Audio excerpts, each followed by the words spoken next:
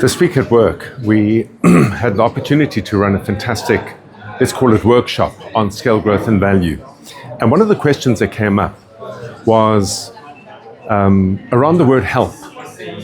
And it really is intriguing because you kind of caught between a rock and a hard place around help.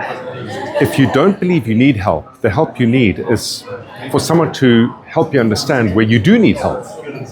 And the reason I say that is because there's not one individual who has ever exceeded performance or attained remarkable outcomes without some form of support and help and guidance, pointing out how to improve either 1 or 2% in one area or another.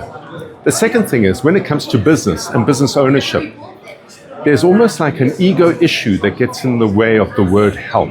And yet, look at any big corporate that is performing well.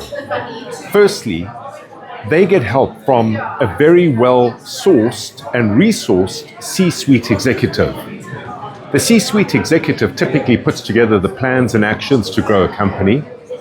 And what do? They then go for help from the board, which is equally well-resourced, with multitudes of years of experience to point out what they think will work, what won't work, and perhaps how they can improve ever so slightly the plan of action. What then does the board do? The board then goes and draws on a multitude of high-level consultants.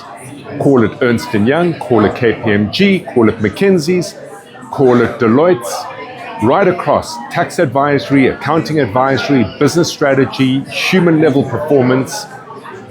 And yet we as business owners sit back and say, well, I don't need help.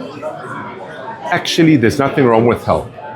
And as I said, if you truly don't believe you need help, well, then perhaps you've set your ambitions too low, or ultimately the help you need is to identify where you might be able to get help to ever so slightly improve the performance of your time and investment.